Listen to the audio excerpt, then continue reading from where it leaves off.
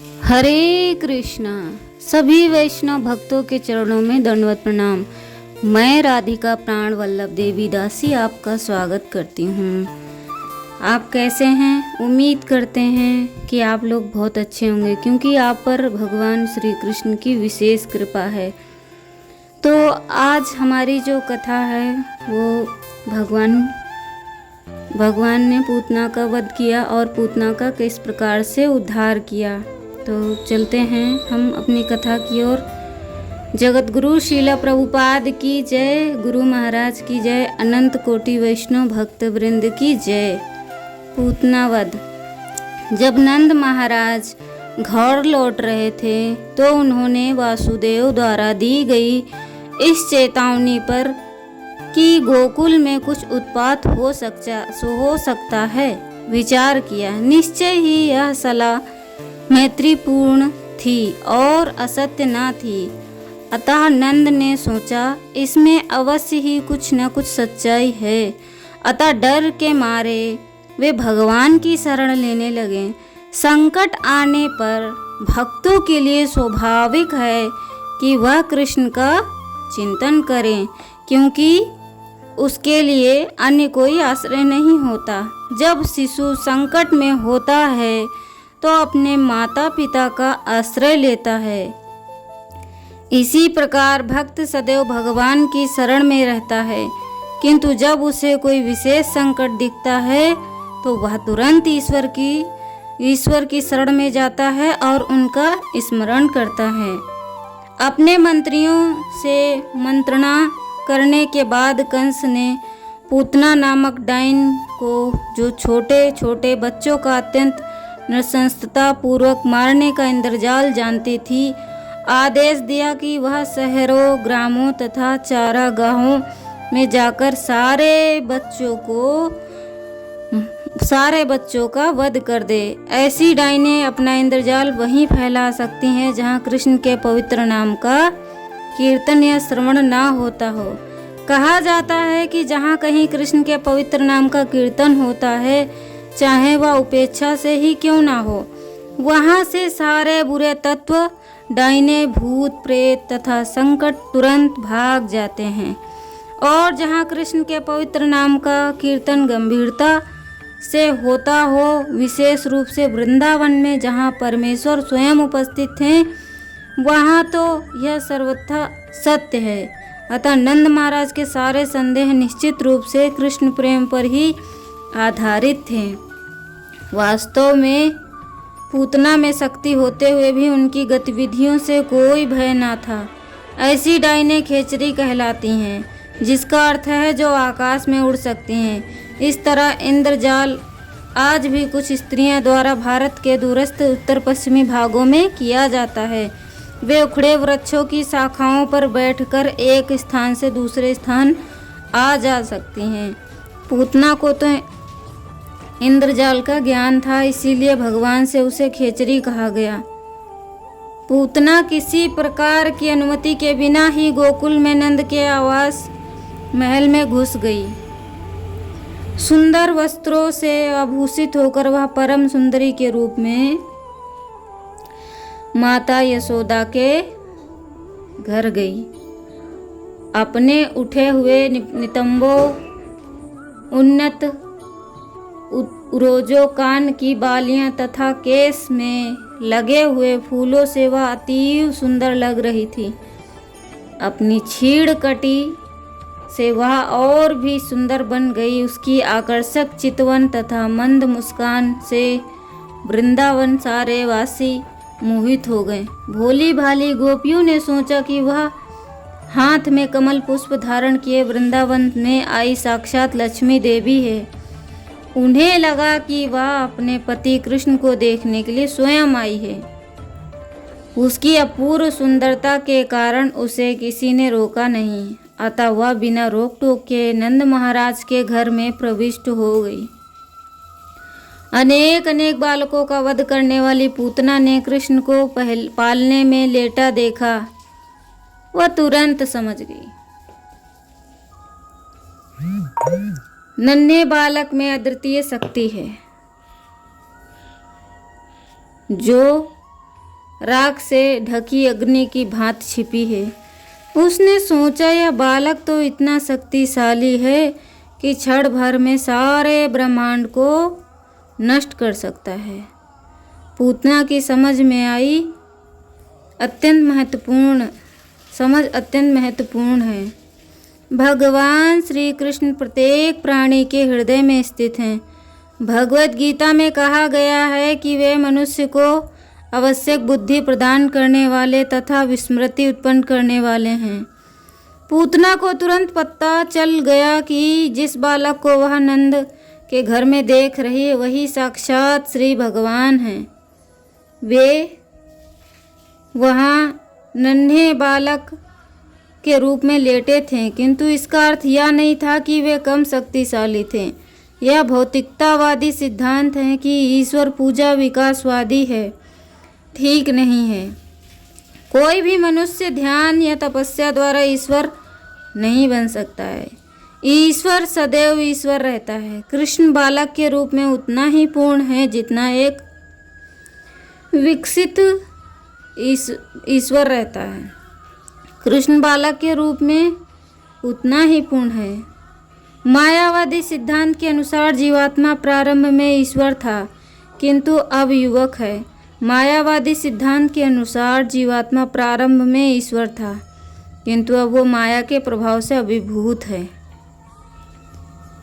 कृष्ण के बाल स्वभाव दिखाया और अपनी आंखें बंद कर ली, मानो वे कृष्ण के पूतना को ना देखना चाह रहे हों। भक्तगण उनके नेत्रों के बंद होने की तरह तरह से व्याख्या करते हैं। कुछ का कहना है कि कृष्ण ने इसलिए अपनी आंखें बंद कर ली क्योंकि वे उस पूतना का मुंह नहीं देखना चाहते थे जिसने अनेक बालकों का वध कर दिया था और अब उन्हें भी मारने आई है थी।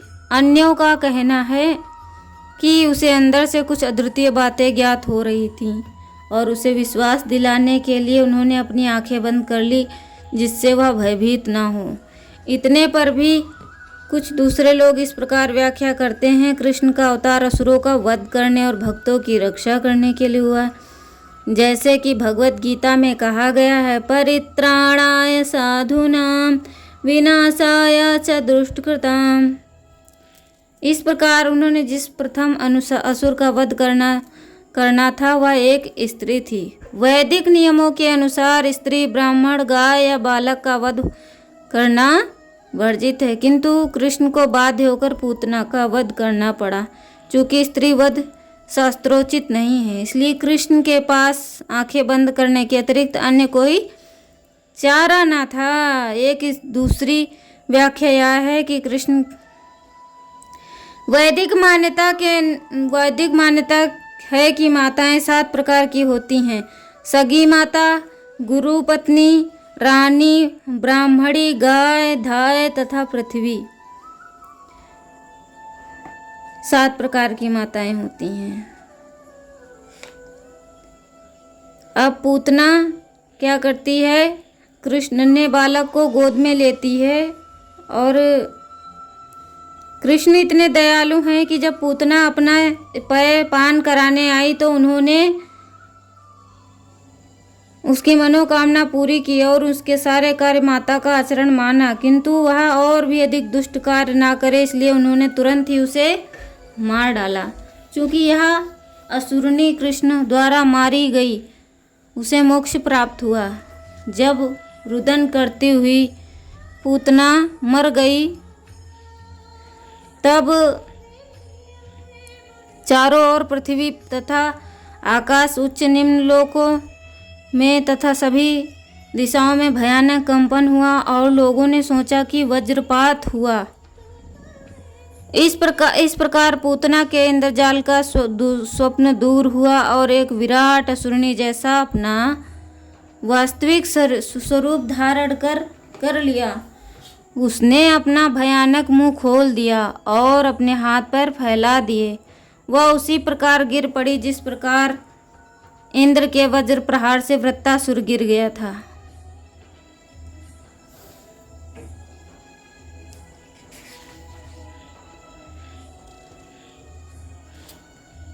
अब कंस को जब पता चला कि पूतना का वध हो चुका है तो उन्होंने दूसरे राक्षस को प्रकट किया। कृष्ण को मारने के लिए। कृष्ण को कोई कैसे मार सकता है?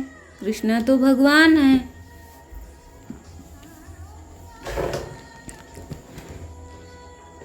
इससे यह निष्कर्ष निकला कि भगवान की सेवा में लगाई गई अल्प शक्ति भी अपार दिव्य लाभ प्रदान करने वाली हैं। इसकी व्याख्या भगवत गीता में भी करी गई है।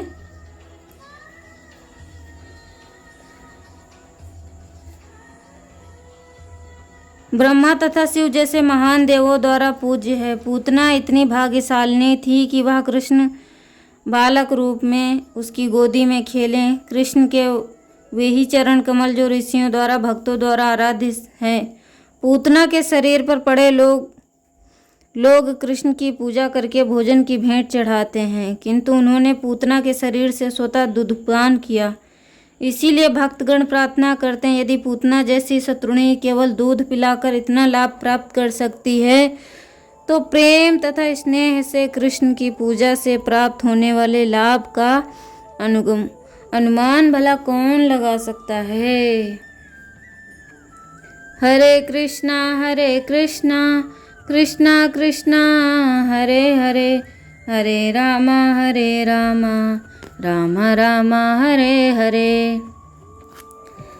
तो भगवान का जब महामंत्र जाप करते हैं तो भगवान बहुत प्रसन्न होते हैं। यदि पूजा करने वाले को इतना लाभ हो सकता है तो फिर मनुष्य को चाहिए कि केवल भगवान कृष्ण की ही पूजा करे। यद्यपि पूतना दुष्टात्मा थी, किंतु उसे भगवान की माता के समान उच्च पद प्राप्त हुआ। अतः यह स्पष्ट है कि गौवें तथा वयस्क गोपियां भी जो कृष्ण को दूध देती थीं दिव्य पद को प्राप्त हुई। कृष्ण किसी को भी कुछ भी मुक्ति से लेकर कोई भी कल्पनीय भौतिक वस्तु दे सकते हैं। अतः वे जिस पूतना के शरीर का दूधपान कर रहे थे उसके मोक्ष के संबंध में कोई संदेह नहीं हो सकता। और उन गोपियों के मोक्ष के संबंध में क्या संदेह हो सकता है, जिसे कृष्ण इतने प्रिय थे। निसंदेह जिन समस्त गोपियों तथा ग्वालों एवं गायों के वृंदावन में अत्यंत प्रेम तथा स्नेह कृष्ण की सेवा, वे सब इस भौतिक संसार की दयनीय दशा से मुक्त हो गए।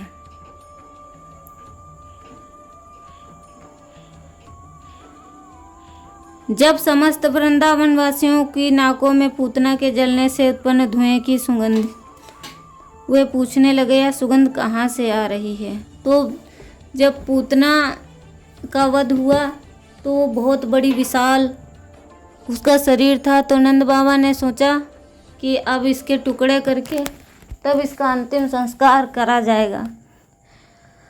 अंतिम संस्कार हो गया। भगवान की लीलाएं अनंत हैं, भगवान अनंत हैं। ईश्वरा परमा कृष्णा अनादिरादि गोविंद सर्व कारण कारणम। भगवान सभी कारणों के कारण हैं, इसलिए भगवान की जो भी लीलाएं हैं उनमें संदेह नहीं करना चाहिए। तो भगवान अपनी इच्छा से प्रकट होते हैं और भगवान ब्राह्मणों तथा गायों की रक्षा के लिए, धर्म की स्थापना करने के लिए, अधर्मियों का अंत करने के लिए पृथ्वी पर आते हैं। हरे कृष्णा।